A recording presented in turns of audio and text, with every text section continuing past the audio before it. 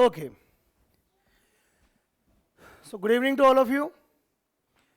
Previous class में हमने जो चैप्टर हम डिस्कस कर रहे हैं उसका नाम क्या है? Class 10th geography chapter number 3 water resources. इस चैप्टर को हम एक अच्छे लेवल पर डिस्कस कर चुके हैं। काफ़ी सारी चीज़ें हम इसके अंदर डिस्कस कर चुके हैं। हम क्या कर चुके हैं इसके अंदर डिस्कस कि वाटर स्कैरसिटी क्या होती है, क्यों होती है। ऐसा कोई कंपलसरी नहीं है कि वाटर स्कैरसिटी केवल डेजर्ट एरियाज में ही होंगी। वाटर स्कैरसिटी कहाँ पर हो सकती है, कहाँ हो सकती है, और वो ऐसे एरियाज में भी हो सकती है जहां पर क्या हो, खूब पानी हो। There is a lot of water but still there can be A water scarcity. हो सकती है, सब चीज़ हम पढ़ चुके हैं यहाँ पर। उसके बाद हमने पढ़ा कि वाटर स्कैरसिटी अगर है, प्रॉब्लम है, तो उसके सॉल्यूशन क्या होंगे। उसके सॉल्यूशंस हमने देखे कि पहले एंशिएंट टाइम में भी क्या किया गया था, वाटर मैनेजमेंट के लिए कुछ काम किए गए थे। क्या होते थे, एंशिएंट टाइम में भी वाटर मैनेजमेंट के क्या किए जाते थे, कुछ काम किए जाते थे। तो एंशिएंट टाइम्स में किस तरह से होता था वो सारी चीज़ें हमने डिस्कस कर ली थी। फिर हमने ये भी देख लिया था करंट टाइम के अंदर हमारी गवर्नमेंट क्या कर रही है, एमपीपी प्रोजेक्ट्स के थ्रू। किसके थ्रू? एमपीपी। एमपीपी का full form multi purpose projects के थ्रू क्या कर रही है, इस water scarcity, water management, water conservation के काम को कंप्लीट करने का प्रयास कर रही है। इन एमपीपीस के अंदर सबसे इंपॉर्टेंट हमने फैक्टर कौन सा पढ़ा था, डैम्स। कौन सा पढ़ा था हमने, डैम्स। तो अब हम उसके बाद शुरू करते हैं कि मेन ऑब्जेक्टिव्स और advantages of multipurpose projects. In multipurpose projects के मेन ऑब्जेक्टिव्स क्या क्या हैं, इनके मेन एडवांटेजेस क्या क्या हैं, वो हम देखते हैं। हालांकि ये सारी चीजें भी हम पढ़ चुके हैं, ये सारी चीजें भी हम पढ़ चुके हैं। आई होप ये भी हमने कल कंप्लीट कर लिया था। ठीक है, नहीं किया था, देख लेते हैं वहां पर। पहला क्या है, generation of power. Hydro electricity क्या होती है, इनसे जनरेट होती है। क्या जनरेट होता है इनसे, हाइड्रो इलेक्ट्रिसिटी इनसे क्या हो जाती है बेटा, जनरेट हो जाती है। देखिए, they produce neat, pollution free and cheapest energy which is the backbone of industry and agriculture. क्योंकि जो इलेक्ट्रिसिटी है, ये जो पावर है, ये क्या है बेटा, हमारे मैन्युफैक्चरिंग इंडस्ट्रीज का। इंडस्ट्रीज के अंदर अगर पावर नहीं होगी, इलेक्ट्रिसिटी नहीं होगी, तो वो डेवलप नहीं हो पाएंगी। अगर इंडस्ट्रीज डेवलप नहीं हो पाएंगी तो हमारी कंट्री की इकोनॉमिक कंडीशन क्या हो जाएगी, वापस बैकवर्ड हो जाएगी। हमारी कंट्री क्या नहीं कर पाएगी, इकोनॉमिकली ग्रो नहीं कर पाएगी। ये हमको सबको पता है। तो हमारी कंट्री के डेवलपमेंट के लिए, इंडस्ट्रीज के डेवलपमेंट के लिए क्या है, ये इलेक्ट्रिसिटी बैकबोन है। और इलेक्ट्रिसिटी का जनरेशन किससे होता है, इन मल्टीपर्पज प्रोजेक्ट्स के थ्रू किया जाता है। According to the economic survey 2005-06 these produce more than 30,000 megawatt power. केवल कौन से, ये जो मल्टीपर्पज प्रोजेक्ट्स है, कितनी इलेक्ट्रिसिटी प्रोड्यूस करते हैं, मोर देन 30,000 मेगावाट। क्लियर? चलिए आगे बात करते हैं अपन अब। Second, flood control. क्या करते हैं ये, फ्लड कंट्रोल करने में भी हेल्पफुल होते हैं। कैसे, मैंने बताया था एक रिवर का फ्लोइंग एरिया है, बारिश आएगी, पानी बढ़ेगा, पानी बढ़ेगा तो ये अपना क्या कर लेगा, फैला लेगा, और आसपास के गांव में भी पानी पहुंच जाएगा। अगर आपने क्या बना दिया, यहाँ पर डैम बना दिया। क्या बना दिया, अगर हमने डैम, और यहां पर बना दिया रिजर्वियर, रिजर्वायर बना दिया, तो पानी इकट्ठा हो जाएगा ना, गांव के अंदर क्या नहीं फैलेगा, पानी फैलेगा नहीं। फैलेगा नहीं तो बाढ़ आने के चांसेस नहीं रहेंगे। फ्लड को क्या कर सकते हैं हम, कंट्रोल कर सकते हैं। क्लियर? देखिए क्या लिखा है, these projects control the flood because water can be stored in them.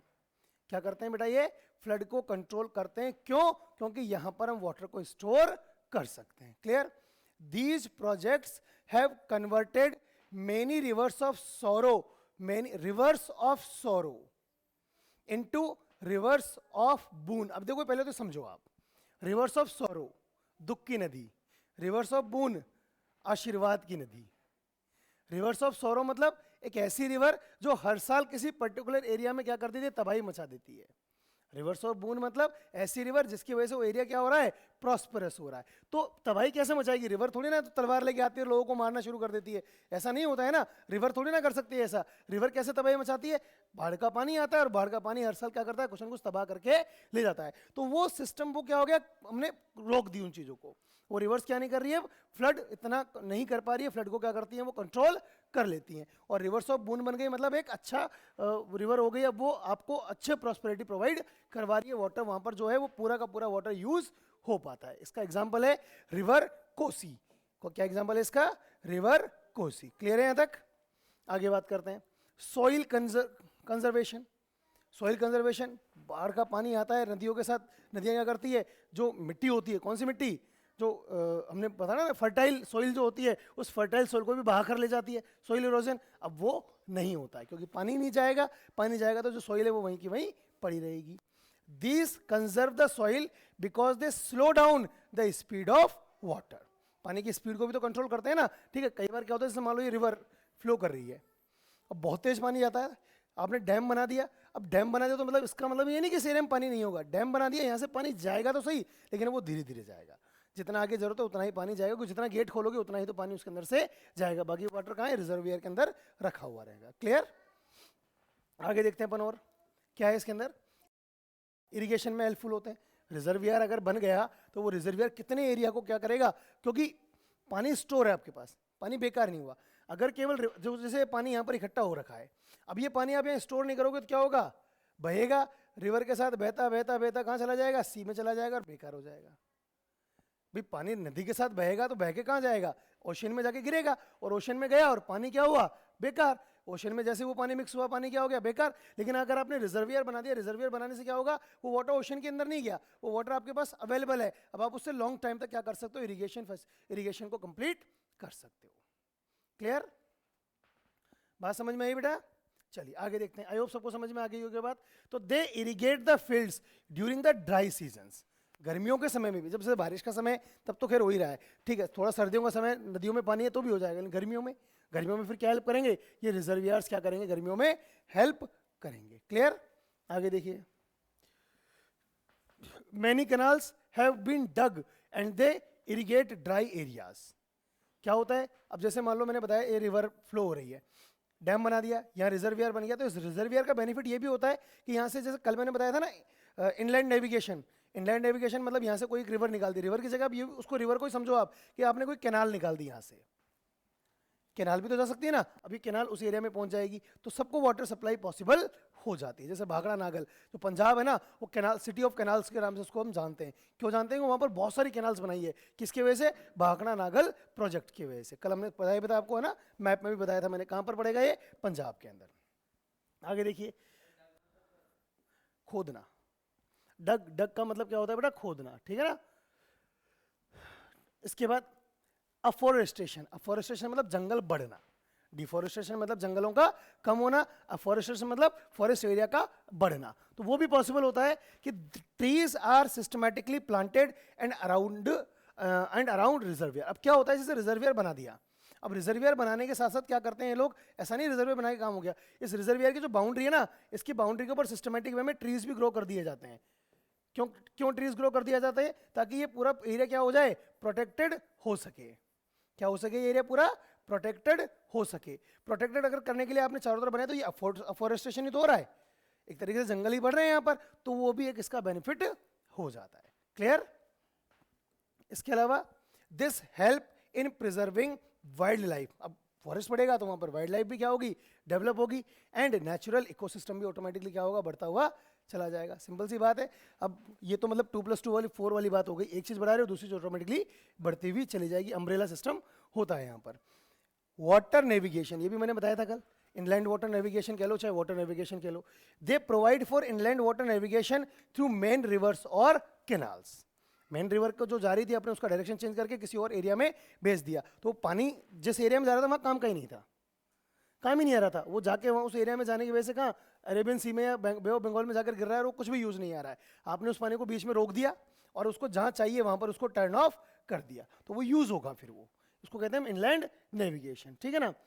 It is the cheapest means of transport for heavy goods. अच्छा, एक और बेनिफिट है इसका। अब क्या है कि आपको जैसे पानी के रास्ते कोई चीज़ लेके जाने में पानी नहीं है, आपने आर्टिफिशियल रिवर्स कैनाल्स बना दी और उसके थ्रू क्या ले जाओगे, आप अपने गुड्स को ट्रांसपोर्ट कर सकते हो। फिशरीज मतलब मछली पालन, मैंने कल भी बताया था, फ्लोइंग वाटर में पॉसिबल नहीं है, रिजर्वियर में क्या हो जाता है, पॉसिबल हो जाता है। So these provide ideal condition for the breeding of fish. Chosen varieties of fish are allowed to grow, और जो चाहो वो फिश ग्रो कर लो, मतलब उस एरिया के लोग जिस तरह की फिशिंग पसंद करते हैं उस तरह की फिशेस भी आप क्या कर सकते हो, वहाँ पर लाके डंप करके उनसे ब्रीडिंग करवा सकते हो। क्लियर? इसके अलावा बात करते हैं और क्या है, टूरिस्ट सेंटर्स। अब डैम बना तो जैसे बीसल पर बांध है, आजकल लोग बारिश के दिनों में घूमने जाते हैं, अरे भाई तो अच्छा टूरिस्ट सेंटर बन गया, टूरिस्ट सेंटर बन गया तो गवर्नमेंट की इनकम भी होना शुरू हो जाती है उससे। Clear? These projects are well cared and are scientifically developed, so these become the center of tourist attraction. जो है टूरिस्ट अट्रैक्शन का भी एक सेंटर बन जाते हैं। Agriculture according to economic survey 2005-6 these produce, ये तो हो गया ना, ये यहीं तक है, अट्रैक्शन तक ये आगे नहीं है, गलत टाइप हो गया। क्लियर है यहाँ तक? कोई डाउट नहीं है इसमें? तो ये हमने क्या पढ़ लिया बेटा? मेन ऑब्जेक्टिव्स और advantages of multipurpose projects. Confirm? आगे बात करें अपन, ध्यान दीजिए क्या है हमारा टॉपिक। अब अपोजिशन ऑफ मल्टीपर्पज प्रोजेक्ट्स। बहुत सारे लोग ऐसे भी होते हैं जो इन मल्टीपर्पज प्रोजेक्ट्स के अगेंस्ट होते हैं। उनका मानना होता है कि ये मल्टीपर्पज प्रोजेक्ट्स अगर कंटिन्यू करेंगे तो ये बर्बादी लाएंगे, तबाही लाएंगे, ये मल्टीपर्पज प्रोजेक्ट्स अच्छे नहीं है। क्या कहते हैं वो लोग कि ये मल्टीपर्पज प्रोजेक्ट्स क्या नहीं है? अच्छे नहीं है, दीज आर नॉट गुड। लोग क्या करते हैं? इनके अगेंस्ट प्रोटेस्ट करते हैं, आंदोलन कर रहे हैं, मूवमेंट कर रहे हैं कि इनको चालू मत करो। क्यों मत करो? उसके पीछे कई सारे रीजंस होते हैं। पहला, एक हम पढ़ते हैं जियोग्राफिकल रीजन। इसको हम दो तरीके से पढ़ेंगे, एक तो क्या पढ़ेंगे हम? जियोग्राफिकल रीजन, और एक हम पढ़ेंगे इसका कौन सा? Social impact. दो चीजें पढ़ेंगे। क्या क्या पढ़ेंगे हम? एक तो जियोग्राफिकल रीजन और दूसरा क्या पढ़ेंगे इसका अपन? Social impact. सबसे पहले हम देखते हैं जियोग्राफिकल रीजन क्या है। देखो ध्यान देना,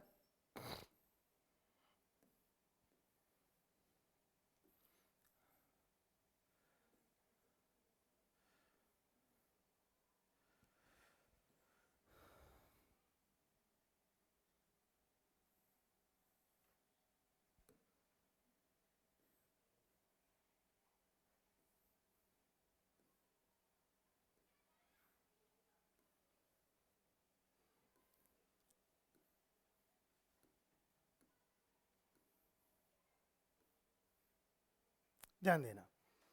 क्या बात कर रहे हैं मैडम? Geographical reasons. पहला, आप क्या कर रहे हो? जो रिवर्स है उनके नेचुरल फ्लो को अब्स्ट्रैक्ट कर रहे हो। एक नेचुरल फ्लो, नेचुरल तो नेचुरली होता है ना, रिवर बढ़िया अपने मस्ती में फ्लो होती हुई आ रही है अपने एरिया में। ये उसका एक क्या था? एक चैनल था उसका, उसी अपने एरिया में चलती हुई जा रही है। आपने क्या बना दिया? उसके ऊपर डैम बना दिया। और अब आप कह रहे हो नहीं इधर से मत जाओ, इधर से जाओ, नहीं इसको है ना थोड़ा सा इधर से भी जाओ। उसकी नेचुरलिटी खत्म कर दिया आपने। जो एक नेचुरल फ्लो है उसका वो क्या कर दिया हमने? एब्स्ट्रैक्ट कर दिया। अब एक कहावत होती है, क्या कहावत होती है? कि अगर आप प्रकृति से खिलवाड़ करोगे तो प्रकृति आपसे खिलवाड़ करेगी। वही कर दिया प्रकृति ने। होता भी हम कई जगह देखते हैं, कई तरह के अर्थक्वेक्स आ जाते हैं ना, वो लैंड क्या होने लगती है? खराब होने लगती है। कई तरह की इस तरह की प्रॉब्लम्स आ जाती है। क्लियर है यहाँ तक? कोई डाउट है किसी को? नहीं है। आगे बात करते हैं अपन। तो सबसे पहला प्रॉब्लम क्या है? कि रेगुलेटिंग और damming rivers effect natural flow. Regulate करना या डैम बनाना रिवर्स के नेचुरल फ्लो को इंपैक्ट करता है। क्लियर? दूसरा, excessive sedimentation at the bottom resulting rockier stream beds. अब इसका मतलब क्या होता है ना, इसको समझना बहुत जरूरी है। ये रिजर्वियर बनाया हमने। अब रिजर्वियर बनाओगे तो पानी यहीं इकट्ठा रहेगा ना, या कहीं जाएगा? वहीं पानी इकट्ठा होगा। अब पानी अगर वहां पर इकट्ठा होगा तो आप सोच के देखो ये वाटर कौन सा है? जो ऊपर से फ्लो होके आ रहा है। अब हमने क्लास 9th के अंदर भी पढ़ा है, क्लास 10th में पढ़ा है, जो पानी ऊपर से कहाँ से? ये जो हमारे हिली एरियाज है ना, हिमालय वगैरह, यहीं से तो पानी वाटर रिवर्स क्या होती है? फ्लो होती है। अब रिवर्स यहाँ से फ्लो होती हुई आई, अब यहाँ पर फ्लो होती हुई आएंगी तो अपने साथ क्या लाएंगी? बहुत सारे सेडिमेंट्स पार्टिकल्स ये भी लेकर आएंगी। अब सेडिमेंट्स पार्टिकल्स लेके आएंगे, जिसको दो तरीके से नुकसान समझाऊंगा मैं आपको इसका। सेडिमेंट्स पार्टिकल्स लेके आएंगी। अब तक क्या था? जैसे मान लो एक रिवर है, ये रिवर, इसका फ्लोइंग एरिया इस तरह से था, ये इसका फ्लोइंग एरिया था। आपने यहाँ क्या बना दिया? डैम बना दिया। अब ये रिवर का फ्लोइंग एरिया था तो इसके अंदर जो वाटर था, वो पानी भी तो आ रहा है साथ में। अब जो पानी आ रहा है बेटा, ये पानी अकेला पानी थोड़ी आ रहा है, साथ में फर्टाइल सेडिमेंट्स भी तो लेकर आ रहा है। यस और नॉट? फर्टाइल सेडिमेंट्स लेके आ रहा है। अब फर्टाइल सेडिमेंट्स लेके आएगा तो ये पानी जहां जहां तक जाएगा वहां तक फर्टाइल सेडिमेंट्स आएंगे। अब आपने क्या? पानी को यहीं पे स्टॉप कर दिया। तो एक पहली प्रॉब्लम कि अब आगे क्या नहीं जाएंगे? सेडिमेंट्स नहीं जाएंगे। तो आगे की जो सॉइल थी जहां पर पहले प्रोडक्शन हो पा रहा था, क्यों? क्योंकि इस रिवर के साथ क्या आ रहे थे? फर्टाइल सेडिमेंट्स आ रहे थे, वो नहीं पहुंचेंगे। तो रिवर क्या हो जाएगी? अब इतनी ज्यादा फर्टाइल प्रोडक्टिव नहीं रहेगी। पहली चीज क्लियर। और नॉट? फर्स्ट थिंग बिल्कुल क्लियर है अपने को। दूसरी प्रॉब्लम समझते हैं अपन। दूसरी प्रॉब्लम है कि अब ये कहाँ रहेंगे, फिर यहीं रहेंगे। अब ये पानी के अंदर घुलते थोड़ी ना है, पानी के अंदर कंपोज थोड़ी हो जाते हैं, ये सेडिमेंट्स पानी में रहते हैं। अब जब तक पानी बहता रहेगा, जब तक पानी फ्लो होता रहेगा तो पानी के साथ बढ़ते रहेंगे आगे। लेकिन अब जैसे मिट्टी आती है अपने, कई बार नल में पानी आता है, नल में पानी जो आता है उसके अंदर क्या होता है, कई बार मिट्टी आ जाती है। अब वो मिट्टी आने का नुकसान क्या होता है, जैसे मिट्टी, अब पानी कंटिन्यू आता रहेगा तो मिट्टी तेजी से आती रहेगी ना, फिर हम क्या करते हैं, उस पानी को भर के बाल्टी में छोड़ देते हैं, मिट्टी क्या होती है नीचे बैठ जाती है, फिर ऊपर का पानी हम काम में लेने लगते हैं। सेम वही चीज समझो, अब तक वाटर फ्लो होता हुआ जा रहा था तो प्रॉब्लम थी नहीं, लेकिन अब क्या हो गया, आपने रिजर्वायर बना दिया तो पानी स्टोर्ड है वहां पर, तो वो सेडिमेंट्स जो है नीचे जमीन में बैठते हुए जाएंगे, बैठते हुए जाएंगे। तो जैसे मान लो ग्राउंड का सरफेस है, अब यहां पर क्या होंगे, वो सेडिमेंट्स डिपॉजिट होते हुए चले जाएंगे। अब ये लैंड क्या हो जाएगी, प्रोडक्टिव नहीं रहेगी, क्योंकि स्ट्रांग हो जाएंगे ना वो, तो रॉक पत्थर के जैसे हो जाएंगे। सेडिमेंट थोड़ा बहुत अच्छा लगता है ना, नमक तो हम कितना खा सकते हैं, जितना चाहिए उतना ही खाएंगे ना, ऐसा ना पूरी की पूरी थैली डाल लो एक दिन में खा लो, महीने भर का नमक खाने का काम खत्म। जितनी चाहिए उतनी चाहिए। अब अगर आप उसको एक जगह इकट्ठा करके रखोगे तो वो बेकार ही होगा, वो जगह सलाइन जगह हो जाएगी। तो एक तो क्या होता है, ये लैंड सलाइन होने लगती है, और यही नहीं, इसकी वजह से जब ये डीप रूट्स में जाती है ना, तो यहाँ पे जो वाटर है नीचे पर अंडरग्राउंड वाटर है ना, वो भी क्या होने लगता है, फिर सलाइन होने लगता है, खराब होने लगता है। तो प्रॉब्लम है इसकी वजह से, every excessive sedimentation, excessive sedimentation, ठीक है, एट द बॉटम, बॉटम के अंदर रिजल्टिंग रोकियर स्ट्रीम बेड्स। ये जो स्ट्रीम बेड्स है ना, ये पत्थर के चट्टान वाले रोकियर होने लगते हैं। क्लियर है चीज, बिल्कुल समझ में आई बात? आगे बात करें, कंफर्म, ध्यान देना। Poorer habitats for aquatic life, submergence of existing vegetation and soil. अब उस एरिया में जो अभी वेजिटेशन थी, जो सॉइल थी, वो सब चेंज हो जाएगी। वहां पर अब तक उस रिवर के अंदर देखो, जो एक्वेटिक लाइफ होती है, एक्वेटिक लाइफ मतलब पानी के अंदर रहने वाले जीव जंतुओं की लाइफ, तो उनकी जो लाइफ होती है वो अलग अलग तरह की होती है ना। कुछ ऐसे लोग होते हैं जो बहते हुए पानी के साथ रहना पसंद करते हैं, कुछ ऐसे होते हैं जो स्टॉप वाटर के साथ रहना पसंद करते हैं। अब तक इस एरिया में क्या थे, जो थे वो फ्लोइंग वाटर के साथ रहने वाले जो एक्वेटिक लाइफ थी। अब आपने रिजर्वर बना दिया, तो अब उधर से जो आएगा वो कौन सा आएगा, फ्लोइंग वाला। अब आगे उसको फ्लोइंग वाटर मिलेगा नहीं, सर्वाइव नहीं कर पाएगा। तो एक्वेटाइल ऑब्वियसली बात है, ऊपर से जब वो आ रहा है तो फ्लोइंग वाटर के साथ आ रहा है, यहाँ आके उसको रिजर्वायर मिल गया, तो उसकी एक्वेटाइल लाइफ क्या होगी, बिल्कुल चेंज हो जाएगी। ये भी एक प्रॉब्लम क्या होती है, क्रिएट होना शुरू होती है। ये हमारे वेजिटेशन पे, हमारे इकोलॉजिकल सिस्टम को डिस्टर्ब कर सकती है। क्लियर? लैंड खराब हो जाएगी कैसे, सलाइन वाटर हो जाएगा तो लैंड तो खराब होनी ही होनी है। कोई डाउट है यहाँ तक? कन्फर्म? और समझते हैं अपन इसको, आगे ध्यान देंगे आप। Dams in controlling flood at the time of rainfall. अब जब बहुत तेज बारिश आती है ना, तो ये फ्लड को कंट्रोल करने की जगह फ्लड को ला भी देते हैं। हम क्या कह रहे हैं, जब तेज बारिश आएगी, ठीक है, तेज बारिश आएगी, डैम बना दिया आपने, बारिश बहुत तेज आई, एक तरीके से तो एक लिमिट तक ही कंट्रोल कर सकते हैं फ्लड को। अब इस पानी को किसने रोक रखा है, इस वॉल ने रोक रखा है ना। अब मान लो बहुत ज्यादा बारिश आ गई तो पानी भी बहुत ज्यादा इकट्ठा होगा, फिर वाटर का प्रेशर जब इस वॉल के ऊपर पड़ेगा तो ये वॉल क्रैक होने का डर रहेगा। अब एकदम से अगर वॉल क्रैक हो गई, क्रैक होकर अगर टूट गई तो फिर तो आसपास का पूरा सबमर्ज हो जाना है, तो फ्लड रुकी कहाँ, फ्लड तो और ज्यादा, फिर ज्यादा डिस्ट्रक्शन होने का चांस है। दूसरी बात, कई बार इतना ज्यादा होता है, गेट जो होते हैं ना वो खोलने पड़ते हैं। अब वो गेट खोले तो एकदम से पानी जाएगा, तो आगे फिर वो डिस्टर्बेंस क्रिएट करेगा, तो ये कई बार नुकसानदायक भी हो जाता है। नॉट एवरी टाइम, कई बार होता है। अब ऐसा नहीं कि हमने इतनी सारी कमियां पढ़ ली तो ये होना ही नहीं चाहिए। हमने इतनी सारी कमियां पढ़ ली तो मल्टीपर्पज प्रोजेक्ट्स होने ही नहीं चाहिए। इनके नुकसान भी हैं, इनके फायदे भी हैं। तो ये तो सब हमने कॉन्सेप्ट प्रॉब्लम्स देखी हैं बेटा, जियोग्राफिकल रीजंस। अब इसी के, इन मल्टीपर्पज प्रोजेक्ट्स के हम देखते हैं बेटा सोशल इंपैक्ट भी होते हैं कुछ। क्या होते हैं बेटा इनके, कुछ सोशल इंपैक्ट भी होते हैं। क्या सोशल इंपैक्ट्स होते हैं वो देखते हैं अपन, ध्यान दीजिए।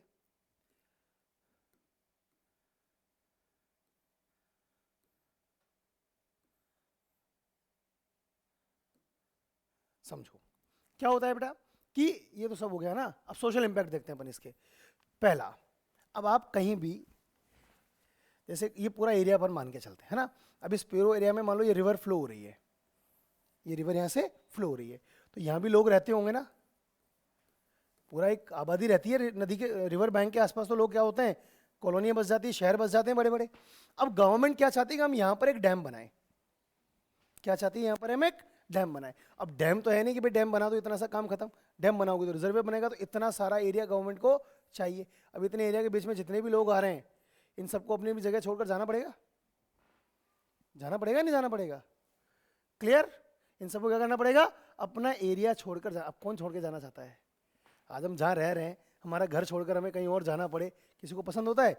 नहीं होता है। तो एक प्रॉब्लम ये है, क्या है? Large scale displacement. लोगों को इन एमपीपीज की वजह से अपनी जगह छोड़कर जानी पड़ती है, जो कि लोगों को पसंद नहीं आती है। ठीक है साहब, पहली प्रॉब्लम गवर्नमेंट ने समझाया कि नहीं, देश हित के लिए काम करो, अच्छा रहेगा। हमने सोच लिया कर लेंगे, देश का भला है, तो हम इतना सा सेक्रीफाइस भी कर देंगे। लेकिन अब कहाँ जाएंगे? कहीं और जाके रहना पड़ेगा। इस आदमी को यहाँ पे आके सेटल होना पड़ेगा। अब यहाँ पे आके सेटल होने के लिए क्या चीज़ को? पैसा चाहिए। पैसा कौन देगा? सरकार दे। फिर गवर्नमेंट उसको कंपनसेशन मिलता है ना। अब वो कंपनसेशन क्या नहीं मिलता, कई बार इतना अच्छा नहीं मिलता है।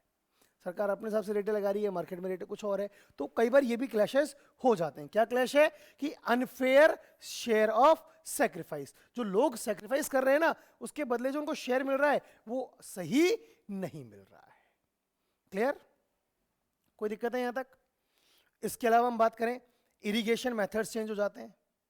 क्या हो गए? इरिगेशन मेथड चेंज हो गए, क्रॉपिंग पैटर्न पूरा चेंज हो गया। लोग अब तक किसी और चीज की क्रॉपिंग कर रहे थे, अब वो नहीं कर पाएंगे। सब कुछ पूरा सिस्टम क्या हो जाता है? उथल फुथल हो जाता है। क्लियर? देखिए, सैनिटाइजेशन, सैलिनाइजेशन ऑफ सॉइल, मैंने बताया ना, सॉइल क्या होगी? सलाइन होनी शुरू हो जाएगी, क्योंकि इकट्ठा पानी क्या करेगा? वो सलाइन करेगा ही करेगा। इसके अलावा transformed social landscape among rich gap, landscape gap among rich and poor. अब अमीर आदमी और अमीर होगा, गरीब आदमी और गरीब होगा। क्यों? क्योंकि अब जिसके पास काम नहीं है वो गरीब होता चला जाएगा, और जो अमीर आदमी वो तो पहले भी था, आज भी अमीर है, तो और ज़्यादा पैसा बनाना वो शुरू कर देगा। तो कुछ सोशल इंपैक्ट भी होते हैं किसके? इन एमपीपीज के, जो कि नेगेटिव इंपैक्ट जिनको हम कह सकते हैं। कोई डाउट है यहाँ तक? अगर किसी को यहाँ तक कोई डाउट है तो आप पूछ सकते हैं, नहीं तो हम आगे बढ़ें। चलिए, वेरी गुड, ध्यान दीजिए। अब हम बात करते हैं same water resource different use. Water resource same है, लेकिन सबके यूज क्या है भाई? अलग अलग होते हैं। वाटर रिसोर्स तो एक जैसे ही है ना, लेकिन सबके यूज क्या होंगे? अलग अलग होते हैं। जैसे वाटर रिसोर्स समझाता हूं मैं आपको ये चीज। जैसे क्या होता है, कई बार एक कोई रिवर है, वो दो स्टेट में होकर निकल रही है। अब दो स्टेट में अगर रिवर होकर निकलेगी तो रिवर तो सेम है ना, वाटर रिसोर्स सेम है। लेकिन अब क्या है कि जैसे फॉर एग्जांपल मैं बात करूं यहाँ पर, जैसे नर्मदा रिवर है, कहाँ से निकलती है? याद है? नहीं याद? एक हिल्स है यहाँ पर, कौन सी? अमरकंटक हिल्स। छत्तीसगढ़ में के अंदर हिल्स है, कौन सी? अमरकंटक हिल्स। अब उससे जो नर्मदा रिवर है ना, ये फ्लो होकर निकलती है। अब ये नर्मदा रिवर कहाँ होकर निकलती है? एमपी। कहाँ से? एमपी और गुजरात, इसके मेन दो डिस्ट्रिक्ट्स हैं, दो स्टेट्स हैं। अब ये एमपी गुजरात का बॉर्डर आ गया। यहाँ पर एक डैम बनाया, सरदार सरोवर डैम। अब एमपी गवर्नमेंट चाहती है कि इस रिवर को किस काम में लिया जाए? इस रिवर का जो वाटर है ना, उसको काम में लिया जाए इरिगेशन के में। गुजरात गवर्नमेंट चाहती है कि पानी हमको दे दो, हमारे यहाँ पर इंडस्ट्रीज डेवलप हो गई, तो हमको क्या करना है? इस रिवर को इलेक्ट्रिसिटी प्रोड्यूस कराने के लिए काम में लेना है। वाटर रिसोर्स सेम है, अलग अलग यूज हो रहे हैं, और हर स्टेट क्या कर रही है? अपने ऊपर उसको क्लेम कर रही है कि हमें ज़्यादा पानी की जरूरत है, हमें इसको प्रोवाइड करवाया जाए। लेकिन अब कैसे प्रोवाइड करवाएं? रिसोर्स तो सेम है ना, तो कई बार इंटर स्टेट कॉन्फ्लिक्ट्स भी होने लगते हैं। दो स्टेट्स आपस में उसके लिए लड़ाई लगने लगती है। जैसे कृष्णा कावेरी रिवर्स के लिए जो नीचे कर्नाटक और आंध्र प्रदेश दोनों गवर्नमेंट लड़ती रहती हैं। क्लियर? देखिए, अब कई सारी जिसके inter state water disputes, agitation by farmers in Gujarat, Sabarmati basin offer water supply priority given to urban areas। मतलब वाटर सप्लाई अर्बन एरियाज को ज़्यादा एरिया दे रहे हो, चाहिए किसको? रूरल एरियाज को। किसके लिए? एग्रीकल्चर के लिए। क्लियर? कई तरह की प्रॉब्लम्स, इशू इस तरह से आने लगते हैं। कोई डाउट है यहाँ तक? कंफर्म? अब कई तरह के मूवमेंट्स भी इस तरह के लिए हुए एमपीपीएस के लिए, जैसे नर्मदा बचाओ आंदोलन हुआ, या तहरी डैम आंदोलन। तहरी डैम मैंने कल बताया था, किस जगह बताया था बताओ? तहरी डैम मैंने मैप के अंदर बताया था आपको। ऊपर कहाँ बताया था? उत्तराखंड में, पंजाब में भाखड़ा नागल डैम था। हाँ, उत्तराखंड के अंदर मैंने बताया था ना, याद करे से भूला मत करो, याद रखा करो। Rain water harvesting. अगला टॉपिक क्या है बेटा हमारा? Rain water harvesting. अब रेन वाटर हार्वेस्टिंग क्या होता है? अब देखो, ये तो कल भी हमने पढ़ा था कि हमारे पास, ह्यूमन के पास, वाटर को नेचर से वापस रिसीव करने का, रिन्यूएबल है ना, तो रिन्यू कैसे करेगी नेचर? नेचर वाटर को रिन्यू केवल और केवल एक मेथड से कर सकती है, और वो है रेन। केवल कौन सा मेथड है? There is only one method, that is rain, by which nature can renew the water resource. अब बात यह कि अगर हम वाटर रिसोर्स जो हमको रेन के थ्रू वापस मिल रहा है, अब उसको छोड़ दें, खुले सांड की तरह छोड़ दिया हमने, तो वो तो क्या बगेगा पानी। और कहाँ बगेगा? वाटर जाएगा ओशियंस के अंदर। बारिश में पानी आया, उस बारिश का पूरा पानी आपने बहने दिया, और कहाँ चला गया वो पूरा? ओशियंस में। तो तुम्हारे काम कहाँ है वो पानी? वो अगर पानी तुम्हारे घर पे गिरा, घर से कहाँ चला गया, नालों में चला गया, नालों से रिवर्स में, रिवर्स से ओशन में, तो वाटर यूज कहाँ कर पाए हम? क्या कर पाएगा उस वाटर को यूज? नहीं, उस वाटर को क्या नहीं कर पाए अपन? यूज ही नहीं कर पाए। तो क्या करें हम? उस रेन वाटर को हार्वेस्ट करें, उसको बचाएं, ताकि उस पानी का ज्यादा से ज्यादा यूज किया जा सके, उसको ओशन में जाने से रोकें। ओशन में अगर वो जाएगा ही नहीं तो फिर हमारे लिए काम आएगा, कहीं तो काम आएगा। ओशन में नहीं जाएगा तो किसके काम आएगा वो? फिर हमारे काम आएगा, हम उसको ज्यादा यूज कर सकते हैं। क्लियर? तो वही क्या कहलाता है? रेन वाटर हार्वेस्टिंग कहलाता है। सो economically and environmentally viable alternative in period of resistance against MPP। अगर हम मल्टीपर्पज प्रोजेक्ट्स के अगेंस्ट जा रहे हैं, उनका विरोध कर रहे हैं, तो कैसे न कैसे तो नीड पूरी करेंगे। तो उसका सबसे अच्छा तरीका क्या है? Rain water harvesting. Variation in water harvesting system keeping the local ecological conditions and their water need in mind. अब वाटर हार्वेस्टिंग कैसे करोगे? बहुत सारे मेथड्स हैं। अब ये कौन सा मेथड यूज में लेना है, ये किस पर डिपेंड करता है कि कौन से एरिया में कर रहे हो, वहां पर वाटर की नीड कितनी है। इन सब चीजों के ऊपर भी ये बातें क्या करती है बेटा? डिपेंड करती है कि हम कौन सा वाटर हार्वेस्टिंग सिस्टम क्या कर रहे हैं? यूज कर रहे हैं। Clear? Any doubts? Clear? Confirm? आगे बात करें बेटा? अगर कोई डाउट है तो आप पूछ लें मेरे से। चलिए, वेरी गुड, ध्यान दीजिए।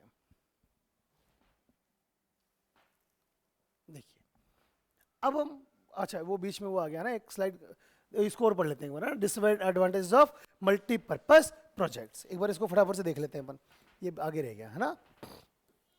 देखो, मल्टीपर्पज प्रोजेक्ट्स के डिसएडवांटेजेस क्या क्या है, ध्यान दीजिए। पहला, हाई कॉस्ट। एक तो इनको बनाने में खर्चा बहुत आता है, कई बार इतनी ज्यादा कॉस्टिंग आ जाती है कि जितना इनसे यूज हो रहा है ना, उससे ज्यादा क्या आ जाती है? इनकी कॉस्टिंग आ जाती है। क्या आ जाती है बेटा? जितना इनको यूटिलाइज किया जा रहा है उससे ज्यादा इनकी कॉस्टिंग आ जाती है। The initial cost of building the dam is very high. It requires a lot of capital, engineering skills and modern machinery which is not available in India. कई बार इतना भी ज्यादा चाहिए होता है कि इंडिया में वो चीजें अवेलेबल ही नहीं है, तो फिर बड़ी प्रॉब्लम क्रिएट हो जाती है। देखो, पॉइंट पॉइंट याद रख लोगे, उसमें हमारा काम हो जाएगा। दूसरा क्या है?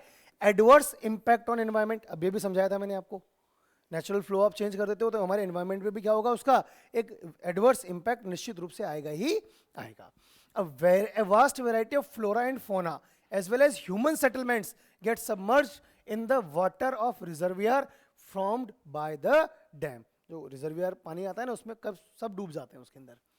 Adverse effect on the fertility of the soil. Soil की फर्टिलिटी भी क्या होती है? उससे डिस्टर्ब हो जाती है। Due to construction of dams there are no annual floods in the river. अब डैम बना दिया तो फ्लड आएगी ही नहीं। अब कई बार क्या, ज्यादा फ्लड आती है ना, उसका फायदा भी होता है।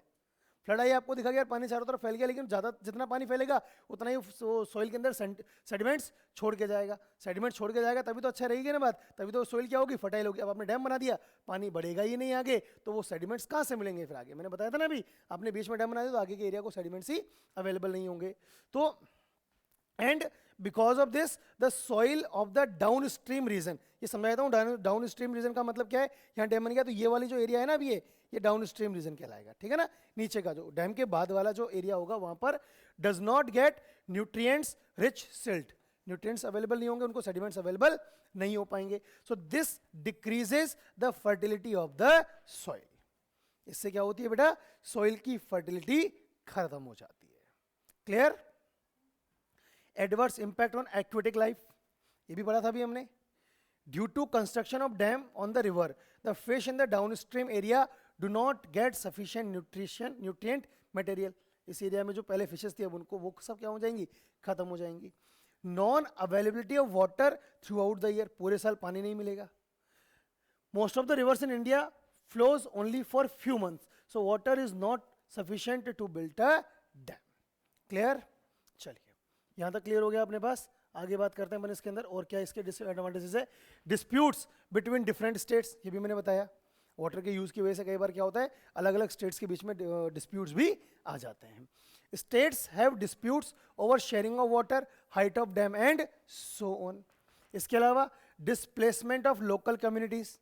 लोकल कम्युनिटीज क्या करने लगती है? वहां से छोड़ छोड़कर जाने लगती है, उनको जाना पड़ता है, मजबूरी हो जाती है। The local people often have to give up their land and livelihood and their meager access and control over resource for the greater food for the nation. अब कमी हो जाएगी तो वो प्रॉब्लम क्रिएट करेगी, क्यों? अब वो कुछ नहीं कर पा रहे हैं और फूड की रिक्वायरमेंट और ज़्यादा बढ़ जाएगी, प्रोडक्शन नहीं कर पाएंगे वो लोग.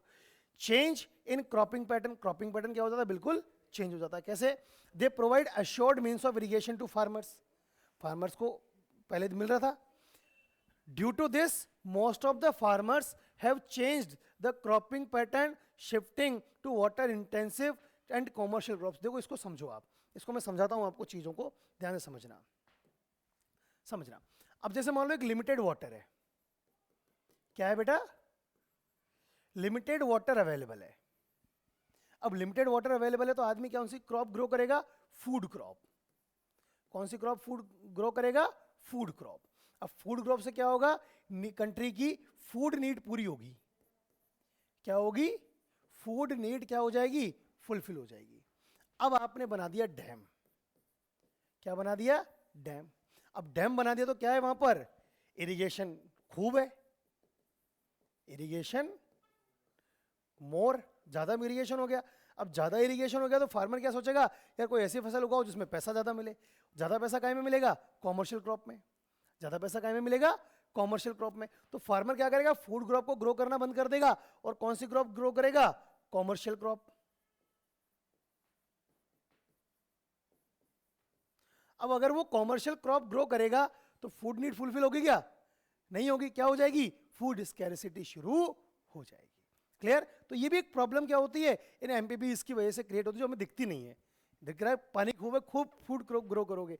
अरे फूड क्रॉप ग्रो नहीं करेगा, फिर वो कॉमर्शियल क्रॉप ग्रो करेगा, जिससे वो पैसा तो कमाएगा लेकिन खाना खाने के लिए मिला अनाज महंगा होता हुआ चला जाएगा. क्लियर?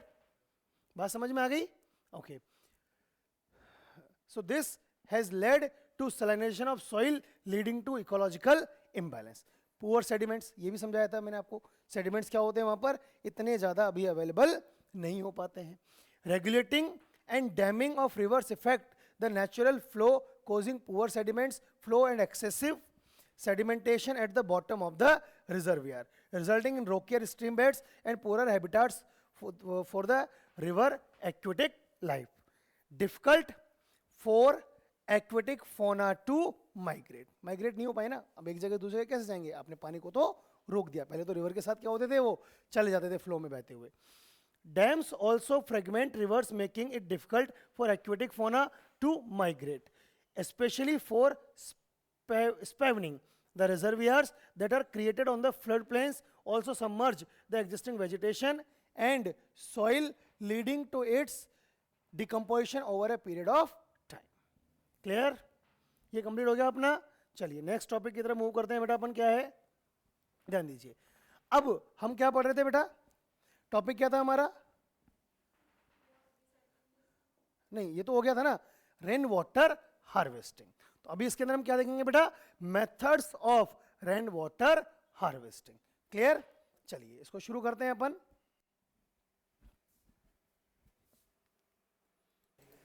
ओके, तो हम क्या पढ़ेंगे बेटा अभी? हम types of rain water harvesting. क्या पढ़ेंगे इसके अंदर अपन? Types of rain water harvesting. शुरू करते हैं. देखो अपन, देखो सबसे पहली टाइप हमें क्या दी है बेटा? गुल्स एंड कुल्स. क्या है? गुल्स एंड कुल्स. देखो एक सिंपल वे में इसको समझाता हूं मैं आपको. क्या होता है ये? इधर ध्यान दें आप. ये हिली रीजन्स होते हैं. क्या होते हैं ये? हिली रीजन्स. अब हिल्स के ऊपर क्या रहते हैं? बहुत सारे लोग रहते हैं ना भाई. पहाड़ी इलाकों में तो लोग रहते हैं ना, रहते तो ही ना यहाँ पे भी लोग. अब ये लोग क्या करते हैं? हिल है ना ये, तो इस हिल को ऊपर से कट कर लेंगे. क्या बन गया? ये इंपाउंडमेंट बन गया, गड्ढा बन गया एक. इसको क्या कर दिया? जैसे यूं समझो, एक इसको यूं क्लीन कर दिया इन्होंने.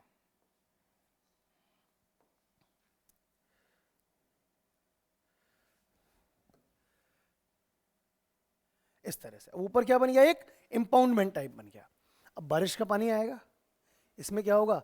इकट्ठा होगा, स्टोर हो जाएगा और उसको ये फिर काम में ले सकते हैं. वही चीज देखो हमें यहाँ पर दिया हुआ भी है. कुल लीड्स टू सर्कुलर विलेज, है ना, टैंक. Circular village tank. अब नीचे पूरी देखो पहाड़ियाँ दिख रही है ना आपको नीचे, है ना, नीचे हिली एरियाज दिख रहा है वहां पर. तो स्पेशली कहां पर होता है ये? हिली एरियाज में इसको काम में लिया जाता है, इस मेथड्स को. In mountaineer region of western Himalaya, impoundment on hill top. Hill top के ऊपर एक इंपाउंडमेंट बना दिया जाता है। बात समझ में आ गई सबको? आगे देखिए, देखो दूसरा क्या है, खाड़िन्स एंड जोहर। खाड़िन एंड जोहर क्या होती है वो समझाता हूं मैं आपको। जैसे ये स्पेशली कहां मिलेगा, डेजर्ट एरियाज में। ये टेक्निक जनरली कहां पर काम मिल जाती है, डेजर्ट एरियाज में। क्या होता है वो समझो आप, कि जैसे मान लो पूरा किस कोई इलाका है रेगिस्तान का, मतलब डेजर्ट एरिया है, जैसलमेर वाला इलाका है सपोज। अब यहाँ पर क्या है, पूरा एक फील्ड ऑफ वो है, प्लॉट ऑफ फील्ड, खेत है पूरा ये, है ना। अब ये खेत है तो ये क्या करते हैं, जैसे बारिश आएगी, कम आएगी ना बारिश तो होगी, लेकिन बारिश इतनी ज्यादा थोड़ी होगी, बारिश क्या होगी, बिल्कुल कम होगी। तो उस कम बारिश में इनको क्या करनी है, क्रॉपिंग तो करनी है, इरिगेट भी करना है खेतों को। अब जिस समय इरिगेशन करेंगे उस समय बारिश आ जाए, कोई जरूरी नहीं है। क्या करते हैं ये लोग कि इन्होंने क्या किया, अब इसके ऊपर वॉल लगा दी, बाउंड्री लगा दी चारों तरफ। इस फील्ड को पूरा क्या कर दिया इन्होंने, कवर कर दिया। बात समझ में आई? अब ये फील्ड अगर पूरी तरह से कवर हो गया तो बारिश का पानी आएगा तो इस फील्ड में भरा रहेगा। बाहर कैसे निकलेगा, बाहर तो आपने क्या लगा दी, सारी बाउंड्रीज लगा दी। अब बाहर अगर पानी नहीं निकल पाएगा, समझना बात को, अगर बाहर पानी निकलेगा तो खेत में भरा रहेगा।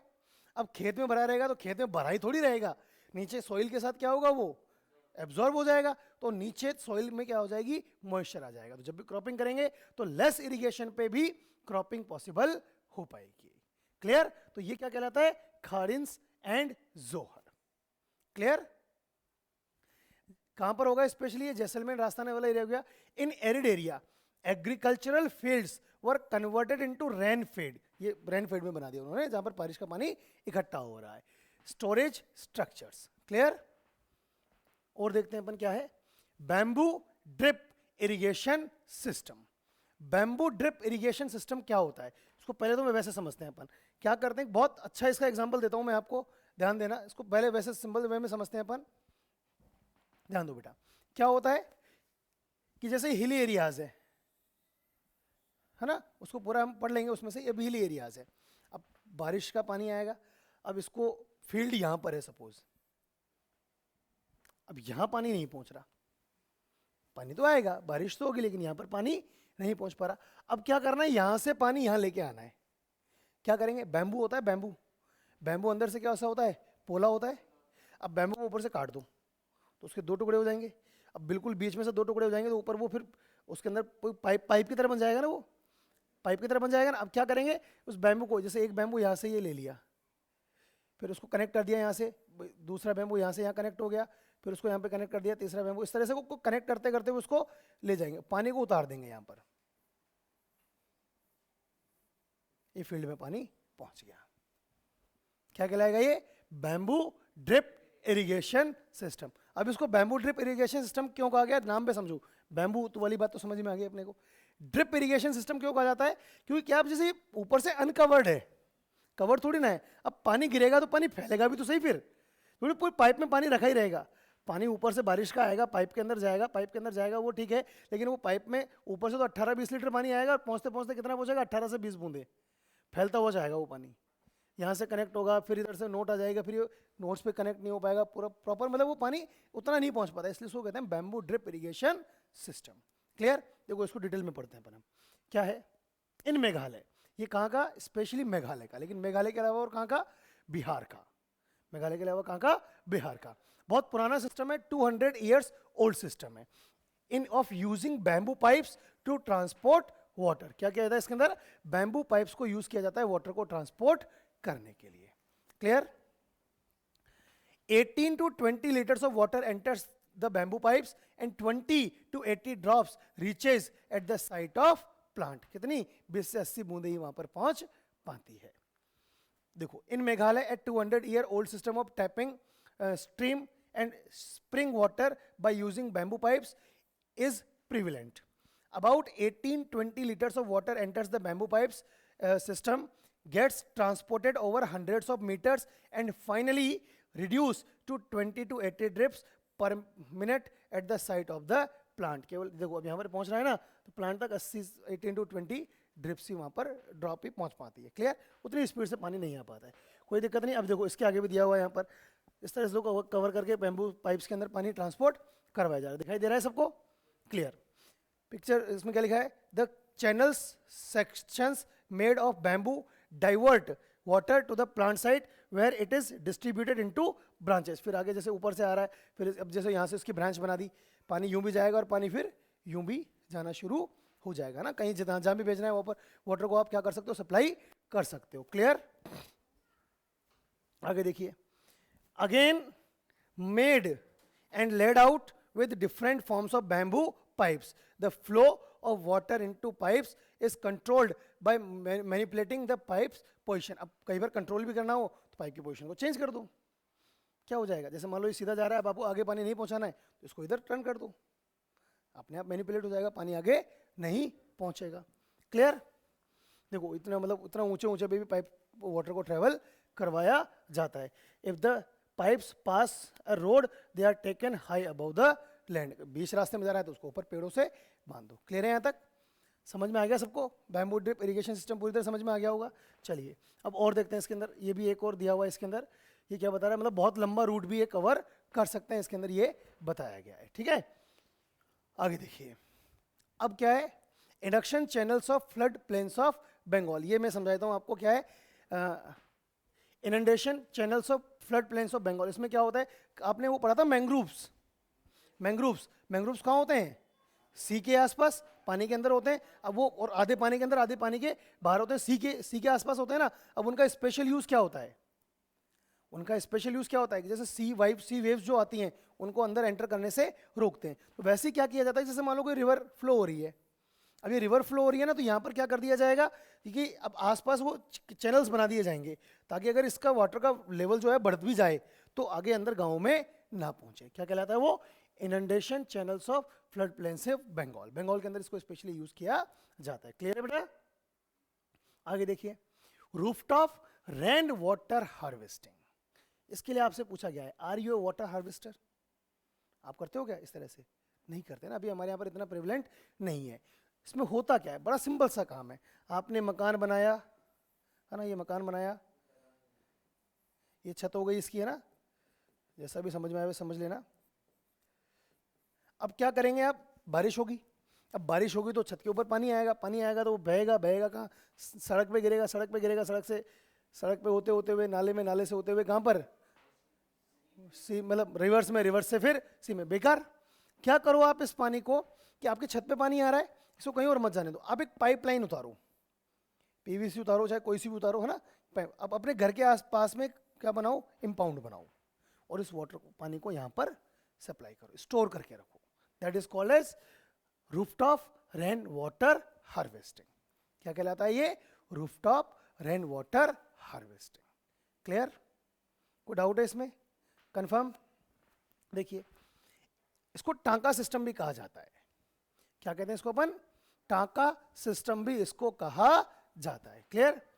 क्या होता है, इन arid and semi arid area of Rajasthan, Bikaner, Phalodi, specially कहां पर? बीकानेर और फलोदी में, हेड टैंक्स अंडरग्राउंड टैंक्स होते हैं, connected with rooftop rain water harvesting. ऊपर रूफटॉप से डायरेक्टली क्या होते हैं? कनेक्ट होते हैं. Through pipes water is transported to tanks, और इन पाइप्स के थ्रू पानी को टैंक्स के अंदर पहुंचाया जाता है. Reliable source of drinking water, पीने के पानी का सबसे अच्छा सोर्स होता है. And beat the summer heat. अब इसको मैं समझाता हूं आपको. हम सबके घर में पानी का टैंक होता है. पानी के टैंक के जस्ट पास में जो रूम होगा ना, हम गर्मियों में सोचते हैं वहीं जाके बैठे, क्योंकि वो पूरे घर के कंपैरिजन में ठंडा रहता है. कौन सा रूम? जो जस्ट पानी के टैंक के पास है. पूरे घर में जितने भी रूम्स है ना, अब ठीक है आप कहोगे सर बिना पंखा चलाए तो वहां भी नहीं बैठ सकते, ठीक है, लेकिन बाकी रूम्स के कंपैरिजन में वो रूम ज़्यादा कूल डाउन रहता है. वहाँ पर केवल पंखे से काम चल जाता है, शायद कूलर लगाने की जरूरत ही ना पड़े. अगर पूरे घर में एसी लग रहे हैं तो शायद वहाँ पे केवल किससे काम चल जाए? कूलर से काम चल जाए, एसी की जरूरत ना पड़े. क्योंकि बाकी रूम से कंपैरिजन वहाँ पर अब वो कम जरूरत पड़ेगी. क्यों? क्योंकि वो जो टैंक का जो पानी है ना, वो मॉइस्चर, एनवायरनमेंट में जो हीट है उसको एब्जॉर्ब करने का काम करता है. आप सोच के देखो, अगर ऐसा ही अगर आपकी कॉलोनी के हर घर में अगर इस तरह का सिस्टम डेवलप हो जाए, बारिश के दिनों का पानी वहाँ पर इकट्ठा है, टैंक्स के अंदर जमा हुआ है, तो पूरे एरिया की हीट को वो पूरा पानी क्या कर पाएगा? एब्जॉर्ब कर पाएगा. और आपको गर्मियों में इतनी परेशानियाँ, जितनी बहुत तेज गर्मी जो फील करते हैं ना, वो नहीं करनी पड़ेगी. क्लियर? आगे देखते हैं अपन इसके अंदर. ध्यान दीजिए, ये वही रेन वाटर हार्वेस्टिंग के बारे में है ना, दिया हुआ है. देखो जैसे अब ये तो क्या है कि आप जिस पानी को, दो तरीके होते हैं निकालने के. पानी आया पाइप्स के थ्रू अंडरग्राउंड चला गया और आपने क्या लगा दिया यहाँ पर, एक हैंडपंप, जितना चाहिए उतना पानी आप विड्रॉ कर सकते हो।